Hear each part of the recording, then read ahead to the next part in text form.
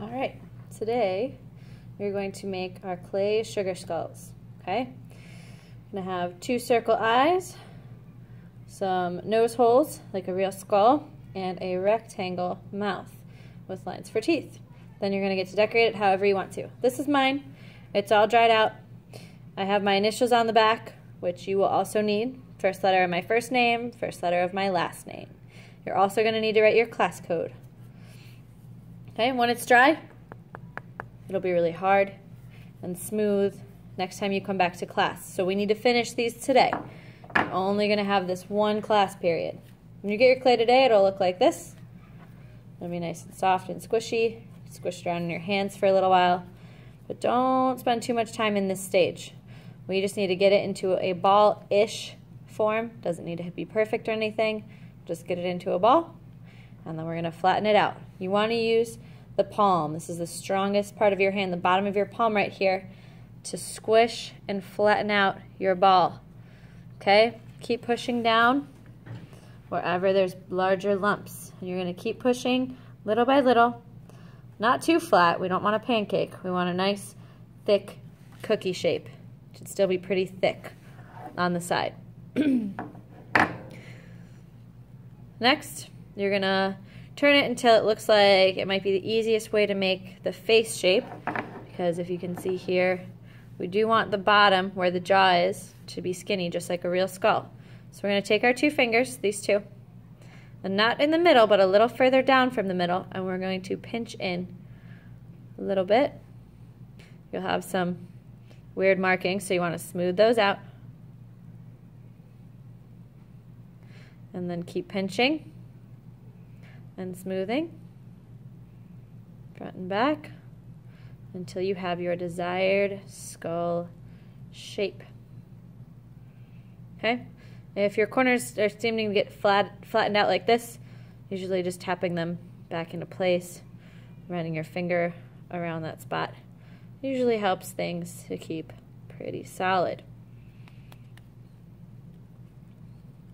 Just going to make sure it's pretty even. Then I'm going to choose the neater side to be my front. On the back, I'm going to use a clay stick.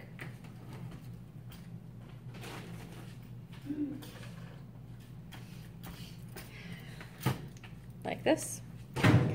There's a pointy end and a flat end. I'm going to use my clay stick to write my initials. C-L. Make sure it's nice and deep so it doesn't wear away. You can brush away those little clay boogers. And you have your initials. Then you also need to write your class code, which is going to be the week, the day of the week. So either M for Monday, T for Tuesday, W for Wednesday, or F for Friday.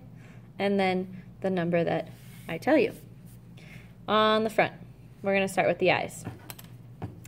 Take the cap of your marker, leave it on the marker, and you want to go about right in the middle where our eyes are actually at on our skull, and just press in a little bit. Maybe you can twist it so it doesn't get stuck, and you've got 2 eyes.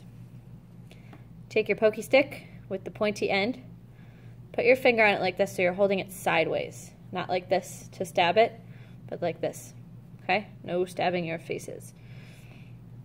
We're going to go at an angle, and I'm going to push in a little more with the tip, but it's going to be sideways, like that. I'm going to push it in at an angle this way, and then at the other way, different angle for the nose. After that, you've just got to draw a rectangle mouth, so you can mark it out first if you want to with little dots, and then connect them to make a nice big rectangle mouth. It's easier if you do this flat on the table. And then you're going to need to draw the lines.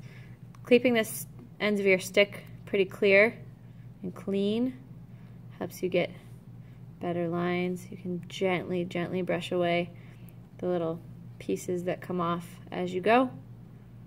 Don't put the lines too close together, because the closer they are, the messier it gets. And that's it for the basics of the face. Now it's up to you. You can add whatever dots or lines you want to, as long as they're symmetrical, to design your Dia de los Muertos candy skull. And remember, this is clay, not real candy like the sugar skulls that we've seen. But go ahead and design with dots and lines, keeping it neat and symmetrical until you're all done. When you come back next time, it'll look like this, ready to paint.